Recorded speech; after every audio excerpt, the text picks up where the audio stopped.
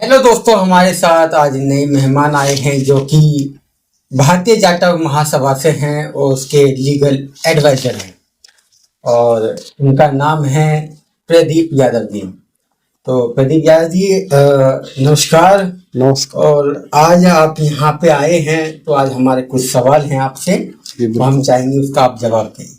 जैसे कि कुछ महिलाओं के साथ रेप कर दिए जाते हैं, अलग अलग स्टेटों में हो जाता है जी और वो जाती है कि वहां पर एफआईआर दर्ज कराने के लिए वहां की जो पुलिसकर्मी हैं वो उनकी एफआईआर दर्ज नहीं कराते और उनको जन आंदोलन तक करना पड़ता है। जैसे मनीषा वाल्मीकि के साथ हुआ, वो एफआईआर दर्ज नहीं हुई है, जी मगर उनमें क्या पुलिस के साथ कोई सख्त कार्रवाई की जा सकती है? जी बिल्कुल।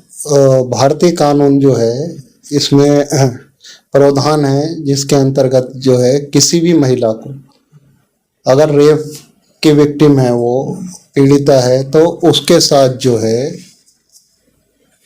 कार्रवाई बिल्कुल ही होनी है। और इसमें जो है सुप्रीम कोर्ट की गाइडलाइंस भी है और जजमेंट है ललिता कुमारी वर्सेस स्टेट ऑफ यूपी का। अच्छा। इसमें क्या है, तुरंत एफआईआर का प्रावधान है और पुलिस कर्मियों को जैसे ही इसकी सूचना मिलती है तुरंत ही उन्हें एफआईआर दर्ज करने के लिए कार्य करना है। और चूंकि पुलिस कभी कभी क्या ज़्यादातर यही करती है कि कभी जुरिडिक्शन का बताएगी कि जी यहाँ नहीं हुआ तो ये, मगर महिलाओं को इसमें 0 एफआईआर कर के अंतर्गत उन्हें किसी भी थाने में जाके एफआईआर करा दें। अगर वो नहीं करते हैं तो उसके लिए जो है उन पे कार्रवाई होगी पुलिस कर्मियों पे। लिखित में जो है वो अपने एसएसपी, डीसीपी और जो है कमिश्नर को लिखित शिकायत दे सकती हैं।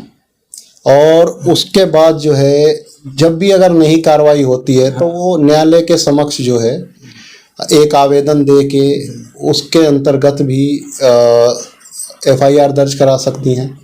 तो प्रावधान तो हैं, मगर चूंकि माहौल और स्थिति ऐसी रहती है उस समय कि उनके समझ में नहीं आता कि हमें स्टेप क्या लेना है। तो अब ये कहना चाहते हैं कि कहीं भी कोई कार्रवाई आपकी नहीं होती, किसी थाने में जाओ या चौकी में जाओ या एसएचओ के पास या आपका एसीपी, डीसीपी, किसी के पास जाओ, कोई कार्रवाई नहीं होती तो वो कोर्ट में जाकर अपील दायर कर सकती है कि उसने मेरे साथ ऐसा किया है। हाँ, शिकायत तौर पे मतलब ये पुलिस वाले हैं और ये मदद नहीं कर रही है, एफआईआर दर्ज नहीं कर रही, तो आप मतलब उस पर एक्शन लिया जा सकता है। सबसे पहला तो उन्हें ये करना चाहिए कि जैसे ही कभी कोई घटना होती है तो 112 पे कॉल करना चाहिए। अच्छा। ताकि वो रजिस्टर्ड हो जाती है।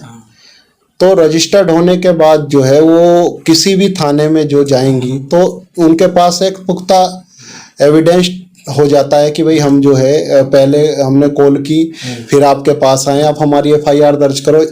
कॉग्निजेबल यानी संज्ञेय अपराध होने के नाते पुलिस को तुरंत कार्रवाई करनी चाहिए, तुरंत ही एक्शन लेने का जो है इसमें प्रावधान है। और पुलिस को अगर वो नहीं लेगी तो उनको जो है अनुशासनात्मक और डिपार्टमेंटल दंडनात्मक कार्रवाई का भी प्रावधान है और निलंबित भी हो जाएंगे वो। अच्छा, निलंबित हो सकते हैं? हाँ, बिल्कुल हो जाएंगे। अच्छा। तो चूंकि ये जो है काफी जो है संज्ञेय अपराध होने के नाते जो है इस पे तुरंत एक्शन लेना उनका काम है। वकील साहब, एक चीज कुछ एक नया कुछ एक ट्रेंड भी चल गया है आजकल। क्या करते हैं, कोई लड़का हो या लड़की हो, उनके फोटो लेते हैं और फोटो को अश्लील तरीके से उसको एडिट कर देते हैं एआई के जरिए। हाँ। और उसको बदनाम करने की भी कोशिश करी जाती है। ऐसे में एक मित्र है, मेरे दोस्त हैं, उनके साथ भी ये चीजें हुई हैं, उनको ब्लैकमेल किया जाता है। तो उस पे किस तरीके से क्या प्रावधान है कि हम एफआईआर दर्ज कराएं या किस तरीके से क्या हो सकता है? देखिए, हमारे भारतवर्ष में, भारत में कानून के अंदर जो है अगर किसी भी लड़के का या किसी लड़के के द्वारा किसी लड़की का, लड़कों के साथ भी मैं कह रहा हूँ, दोनों ही पर्सन का कभी भी ऐसा कोई भी मामला बनता है जिसमें उनकी आपत्तिजनक फोटो फेसबुक पे डाल दी, वायरल कर दी, इंस्टाग्राम वगैरह वगैरह जो भी साइटें हैं, तो इसके लिए जो है साइबर क्राइम में अच्छी खासी जो है सजा है और कार्रवाई भी होनी है। मगर चूंकि स्टेप क्या लेना है, कैसे करना है, ये नहीं पता होता, तो लोग बाग जो है चीज़ों को दबाने की भी कोशिश करते हैं कि वो इज्जत मगर एक बार जब प्लेटफॉर्म पे सर्कुलेट हो जाती हैं ये चीज़ें तो दिक्कत आती है। तो इसमें क्या है, आईटी एक्ट में जाके आप जो है साइबर क्राइम का जो है 1930 पे भी जो इनका वो है नंबर, उस पर कंप्लेन कर सकते हैं। अच्छा। उसके बाद जो है 66 एक आईटी का है, उस पर भी कर सकते हैं, 67 पे कर सकते हैं। इस तरह से साइबर क्राइम में ये चीज़ें आती हैं। और किसी की निजता का उल्लंघन करना है, यानी कि किसी के फोटो को बिना उसकी परमिशन के जो है आप सर्कुलेट कर रहे हैं, आप जो है एडिट करके जो है उसे बदनाम कर रहे हैं, जो सामाजिक तौर पे जो है उसकी रेपुटेशन खराब हो रही है, जिसमें आप मानहानि के लिए वो जा सकते हैं, जो डिफेमेशन के केस होते हैं वो उसके लिए जा सकते हैं। तो ऐसे काफ़ी प्रावधान हैं जो हमें इन चीज़ों से बचाव के लिए कानून प्रदान करता है। इसमें कोई ऐसा कोई तरीका है कि बिना किसी को बिना पता लगे, मतलब जो दूसरा व्यक्ति जो आरोपी है उसको बिना पता लगे भी कोई तरीका है कि उस पर शिकायत की जा सकती हो? देखिए, इसमें क्या है कि बहुत सारे जो महिलाओं से रिलेटेड केसेस होते हैं, इसमें क्या है, महिलाओं के द्वारा ही एक तो जांच का प्रावधान है भाई, उनकी जो जांच होगी मेडिकल वगैरह जो भी, हाँ ये। और दूसरा जो है, अगर कोई विक्टिम है वो ये चाहता है कि भाई हमारा पता ना चले, तो उसके लिए भी वो आवेदन कर सकता है कि भाई जो है, अब तो माननीय सुप्रीम कोर्ट और हाई कोर्ट की जजमेंट है कि बताया ना जाए।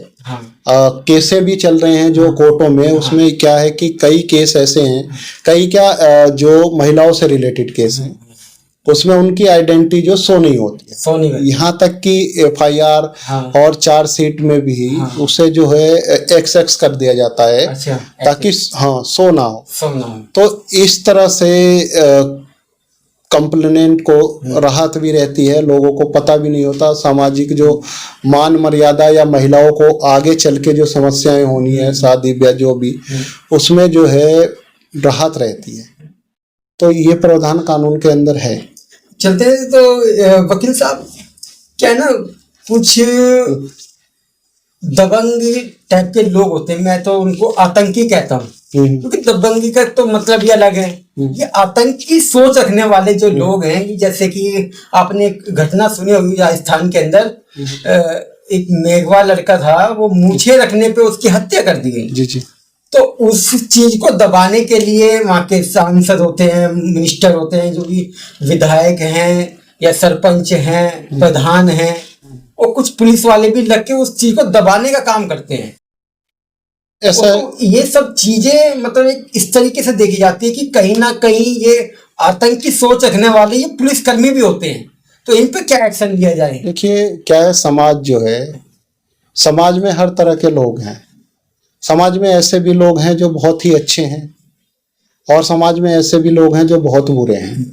जो ऐसे लोगों की मानसिकता है कि वो जो है लोग बागों को जाति या धर्म के नाम पे बांटने की कोशिश करते हैं, या उनको जो है उनकी लाइफ, जो हमारा संविधान हमें जीवन की स्वतंत्रता और धार्मिक स्वतंत्रता, जीने का अधिकार प्रदान करता है, उस पे जब वो रोक लगाने की कोशिश करते हैं, तो उन लोगों के लिए भी कानून में बहुत सारे प्रावधान हैं।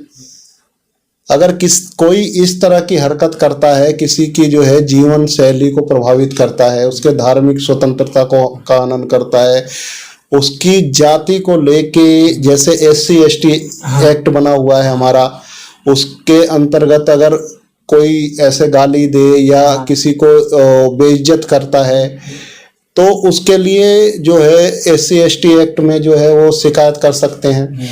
SC/ST एक्ट के अंतर्गत जो है डायरेक्ट जो जांच करते हैं वो ऊपर के अधिकारी करते हैं। और इसके अंदर जो है सबसे बड़ी बात ये है कि इसमें जो है एंटीसिपेटरी बेल यानी अग्रिम जमानत का जो प्रावधान है वो भी नहीं है। अच्छा। वो जब है, न्यायालय के विवेक पे वो निर्भर करता है कि जांच होने के, जैसे जांच चल रही है या हो रही है या हो गई है, तो अगर वो झूठी निकलती है तो जमानत का अधिकार है।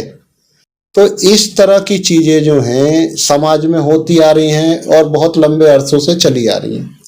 जिसके साथ जो मतलब एक पीड़ित होता है वो SC/ST एक्ट लगा देता है, तो क्या उसे सरकार की तरफ से कोई मुआवजा मिलता है क्या? जी बिल्कुल, मुआवजे का भी प्रावधान दे रखा है SC/ST एक्ट में। उसके पुनर्निवास यानी कि उसके व्यवस्था में अच्छी तरह से पहल करने के लिए गवर्नमेंट का SC/ST के अंतर्गत रूल है, नियम है, मगर उसके लिए क्या है कि वो लड़ रहे हों। जैसे कि बहुत सारे केसों में क्या मुकर जाना, मुकर जाते हैं, प्रेशर में आ जाना, दबाव बना। मगर चूंकि न्यायालय को पावर है कि वो इसमें जब जांच हो रही है या जांच के बाद जो भी चीजें आ रही हैं तो उसके ऊपर डिसाइड करेगा कि भाई इस केस में करना क्या है। अगर उन्हें लगता है, यानी माननीय न्यायालय को ये लगता है कि इस केस के अंदर जो है रियल फैक्ट हैं, तो उस केस के अनुसार उस पर कार्रवाई होनी, जिन्होंने उसे परेशान किया या उसे पीड़ित को, घटना सच्ची होनी चाहिए। घटना सच्ची होनी चाहिए, क्योंकि हर कानून के दो पहलू हैं। कुछ लोग लाभ भी लेते हैं, कुछ लोग जो है लाभ नहीं लेते, वो सही में पीड़ित हैं, उनको न्याय नहीं मिल पाता। न्याय नहीं मिल पाता। तो इस तरह से चीजें जो हैं दिक्कत करती हैं, जिसके लिए जो है सारे प्रावधान हैं। SC/ST एक्ट में जा सकते हैं, फिर जो है और भी कई आयोग बने हुए हैं जिसमें जो है लोग जाके अपनी चीजों को रख सकते हैं, और कार्रवाई तो संभव है ही, नेचुरल होना ही है, वो तो कानून है तो होगा ही, बशर्ते उसके लिए जो है पीड़िता अपना मत, अपने एविडेंस, सबूत जो होते हैं, जैसे उस समय का वीडियो ऑडियो हो गया, व्हाट्सएप चैट है जैसे धमकी का, उसके बाद जो है कहीं घर पे कैमरे लगवा लिए, घर पे आके लोग करते हैं, या बातचीत करते वक्त जो है पंचायत में बुला लिया, वो इस तरह के एविडेंस रखें ताकि वो बता सकें कोर्ट को, जी हमारे साथ ज्यादगी हुई है। तो अब एक सवाल और है कि एक घटना घटी थी यूपी के अंदर। जी। एक यादव समाज का एक व्यक्ति था, तो वो अपने हिंदू धर्म का प्रचार कर रहा था। वो मतलब जाके अपने जो पंडाल होते थे, जागरण वागरण ये सब कराता था। तो कुछ आतंकी सोच रखने वाले लोग या आतंकवादी जो लोग हैं ये, तो इन लोगों ने क्या किया, उसको मारा पीटा, उसकी चुटिया काट दी, और उसको जो है एक महिला के पेशाब उसको पिलाया, उसको नहलाया, उसके साथ इतना दुर्व्यवहार किया, और उसे भी एक कोशिश करता रहा कि भाई ऐसा मत करो, वो मना करता रहा, मगर उसके बावजूद भी आतंकी लोग नहीं रुके। मगर उनको रोकने के लिए पुलिस भी आई, तो पुलिस भी कहीं कहते कि ये तो हमारे समाज का ही है, तो ये हमारे ही अधिकार हैं, हम इस जाति के हैं, तो इसे जो धर्म का प्रचार है हम ही करेंगे, क्या दूसरे व्यक्ति नहीं कर सकते? देखिए, संविधान जो है, हमारे संविधान में ये प्रावधान है कि धार्मिक स्वतंत्रता, और इस स्वतंत्रता के अंतर्गत कोई भी जाति विशेष हो या कोई भी जाति हो, उन सबको अपने अनुसार जीवन शैली जीने का अधिकार है, धर्म का प्रचार प्रसार करने का अधिकार। कोई भी ये नहीं कह सकता कि आप जो इस धर्म के बारे में या इस चीज के लिए आप प्रचार नहीं कर सकते। और वहाँ की जो घटना है, मैंने उसके बारे में थोड़ा पढ़ा भी था, तो वो जिस चीज का भागवत वो कर रहे थे, वो स्वयं जो है भगवान कृष्ण जो हैं, जो यदुवंशी हैं, यादव हैं, वो उन्हीं के कुल से आते हैं, यादव कुल से। तो वो तो उनके ही वंशज हैं। तो चूंकि देश में समानता, भाईचारा बनना रहे, उसके लिए क्या है कि आप सबको समान लेके चलें। कोई भी व्यक्ति जो है वो विचारों से, अपनी बुद्धि से और अपने कर्मों से श्रेष्ठ होता है।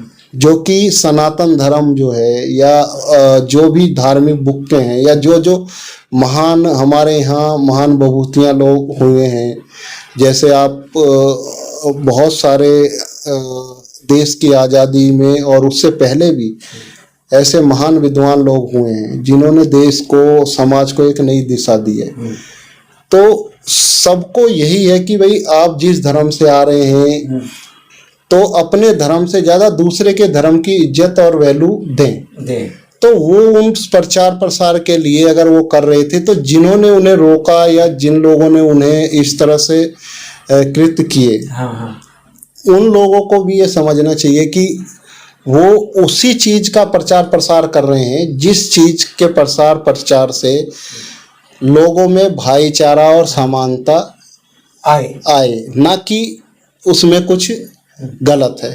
तो मेरा तो यही विचार है कि एक दूसरे को समान रूप से लेके चलना, एक दूसरे के लिए सहयोग करना। अगर सामाजिक व्यवस्था में कोई हमारा ही भाई नीचे रहता है या बैठता है तो उसे कंधे पे लेके चलना, ताकि भविष्य देश का भी बने और समाज का भी बने। क्योंकि अगर इस ग्लोबलाइजेशन के अंदर जो है हमारा भारत जो है, भारत कुछ लोगों से नहीं है, सब लोगों से है। तो सब लोगों में अगर कोई श्रेष्ठ अपने आप को बता रहा है तो वो श्रेष्ठता साबित करे, कैसे सिद्ध करे वो? हाँ, सिद्ध करे बुद्धि से। और बुद्धि से सबसे पहले अपने उस हाशिए वाले बंदे को या हाशिए वाले व्यक्ति को अपने समान लाए, तो वो एक अच्छे देश, एक अच्छे भाई और एक अच्छे परिवार का निर्माण कर पाएगा, नहीं तो नहीं कर पाएगा। और इस ग्लोबलाइजेशन के अंतर्गत इस समय देश में जो परिस्थितियां हैं और जो पूरा देश, पूरा वर्ल्ड एक मार्केट की तरह हो गया है, कहीं लड़ाई चल रही है, कहीं कुछ चल रहा है, आपको पता ही है, सबको ही पता है। तो यूनिटी, भारत में यूनिटी जब ही होगी जब सब समान रूप से एक साथ काम करें, सहयोग करें, ना कि किसी को धर्म के लिए बोला जाए, ना किसी को जाति के लिए। पहले के परिवेश से बहुत ऊपर आ गए हैं, हम 21वीं सदी में जी रहे हैं। तो हमें चाहिए कि एक दूसरे का सम्मान करें, एक दूसरे के धर्म का सम्मान करें और सबको साथ लेके चलें, ताकि भविष्य हमारा नहीं, हमारे बच्चों का नहीं, हमारे देश का भविष्य बने और समाज एक उच्च हाशिए पे पहुंचे, एक उच्च विचारधारा को बनाए रखें लोग और आपस में प्यार से रहें। तो जैसे अभी आप भारतीय जाटव महासभा है, आप उसके लीगल एडवाइजर हैं जी, और उसके संस्थापक बलिंदर जी हैं जी। तो आप ये जो जाटव महासभा है उसमें आप तो यादव हैं और वो जाटव महासभा है, तो आप उसे कैसे, मतलब क्या है ये? देखिए, जिस प्रोफेशन में मैं हूँ उस प्रोफेशन में जाति धर्म को अहमियत नहीं दी जाती। हम जो है न्याय के लिए लड़ते हैं एज ए एडवोकेट।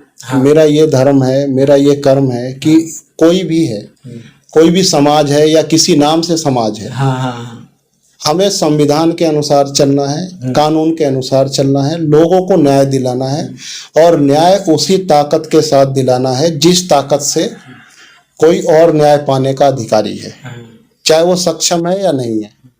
तो इस जाटो महासभा में जुड़ने का और इसमें जो है मैं लीगल एडवाइजर का जो कार्य कर रहा हूँ वो इसलिए कर रहा हूँ कि बहुत सारे लोग, ये ऐसा नहीं है कि ये जाटो महासभा जो है जाटो महासभा के ही लोग जाटो लोग ही हैं। अच्छा, इसमें और भी लोग जो पीड़ित होंगे, परेशान होंगे, उनके लिए काम करेगी। दूसरे जाति धर्म के लोग कोई जी, कोई भी हो जो न्याय से वंचित है उसके लिए हम जो है हम तो काम करेंगे, क्योंकि हम लीगल एडवाइजर हैं सभा के, जाटो महासभा के तो हैं ही। वैसे भी हमारा कर्म और धर्म है कि जो भी न्याय से वंचित हैं हम उनके लिए काम करें। तो हमारे लिए ये जाति धर्म वहाँ मायने नहीं रखता है, क्योंकि हमारा काम है ये। और अपने काम को ही, कर्म ही प्रधान है और कर्म ही पूजा है, हमारे यहाँ का कॉन्सेप्ट है भारत का। तो ज्यादातर हम देखते हैं जैसे ब्राह्मण महासभा हो गई, गुर्जर महासभा हो गई या यादव महासभा हो गई, ऐसी बहुत सारी संस्थाएं हैं। तो लोग ज्यादातर क्या करते हैं कि वो अपने ही एक पक्ष के आज व्यक्ति को देखना चाहते हैं। जैसे अब जैसे आप आपके जाटा महासभा से है, तो हमें कोई एडवाइस भी दे तो जाटा भी होना चाहिए, हमें कोई एडवाइस दे तो वो ज्यादा भी होना चाहिए। इस तरीके की ये मिथ्या है, उसके बारे में क्या कहेंगे? ऐसा है, समाज जो है ना बट गया है। हाँ। बटा हुआ था पहले से, अब तो 21वीं सदी में इन चीजों में काफी चेंजिंग भी हो रही है हाँ। धीरे धीरे।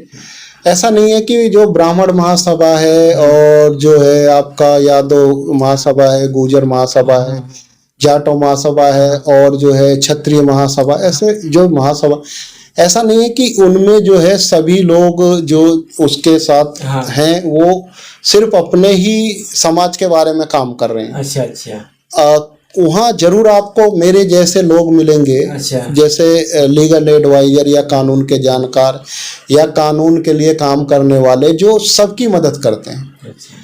मैं बहुत लोगों को जानता हूँ जो क्षत्रिय समाज से आते हैं और अच्छा। क्षत्रिय समाज में हैं, हाँ। वो और ब्राह्मण समाज के भी हैं लोग, अच्छा। और आप यादव समाज के या गुर्जर समाज जो भी हैं, हाँ हाँ।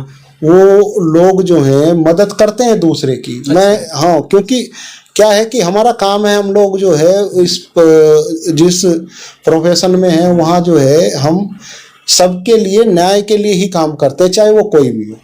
तो वो वहाँ भी ऐसे लोग हैं, क्योंकि अभी हमारे पास ही अगर कोई आ रहा है कि हमारे साथ हैं लोग जो अदर समाज से बिलोंग करते हैं, मगर हम उनके लिए लड़ते हैं। और मैं पर्सनली आप भी आपके पास भी कोई अगर आएगा किसी भी समाज का, तो मुझे तो नहीं लगता कि आप ये कहेंगे कि नहीं जी मैं तो अपने उस समाज के लिए हाँ, काम हाँ, करूं। नहीं, सबके नॉर्मली लिए। सबके लिए हाँ। यही इंसानियत है। और हमें जो है, जो हमारे महापुरुष हुए हैं, जितने भी महापुरुष हुए हैं, हाँ। उनका सबका यही संदेश है कि भाई इंसानियत को ऊपर रखा जाए, ना कि जाति धर्म को। ये तो क्या है, पॉलिटिशियन या पॉलिटिक्स में चीजें लोग चलाते हैं, बढ़ाते हैं अपने निजी फायदे के लिए। हाँ, और निजी फायदे के लिए। क्योंकि किसी भी समाज का कोई भी लीडर किसी गरीब आदमी के लिए या कमजोर आदमी के लिए अपनी जान देने को तैयार नहीं है। अच्छा। अपना पैसा देने के लिए तैयार नहीं है। अच्छा। वो तो वही है, हर समाज में लोग हाशिए पे हैं जिन्हें न्याय नहीं मिलता, क्योंकि उन पे पैसा भी नहीं है। हाँ। अगर उनकी हम मदद कर दें तो हमारे लिए अच्छी बात है, हम ये नहीं देखेंगे कि वो किस समाज से।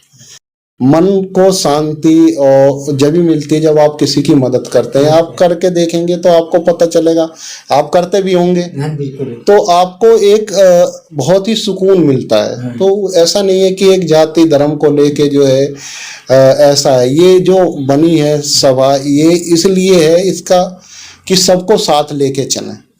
जो लोग हैं चाहे वो किसी भी उससे हैं, सबकी मदद करना। और हमारा तो काम है, हम कानून का काम करते हैं, तो हमारे लिए तो सब समान ही है। ठीक। दोस्तों, हमारे साथ प्रदीप यादव जी थे जो एडवोकेट हैं, और आपको हमारी जो बातचीत है वो कैसी लगी ये कमेंट बॉक्स में जरूर लिखें। आपका कोई भी सवाल है उसे कमेंट बॉक्स में लिखें, हम कोशिश करेंगे आने वाले जो हमारे मेहमान होंगे हम उनसे उस सवाल का जवाब ले सकें। तो जैसे भी ये हमारा चैनल है वो आपको अच्छा लग रहा है तो चैनल को सब्सक्राइब करें। नमस्कार।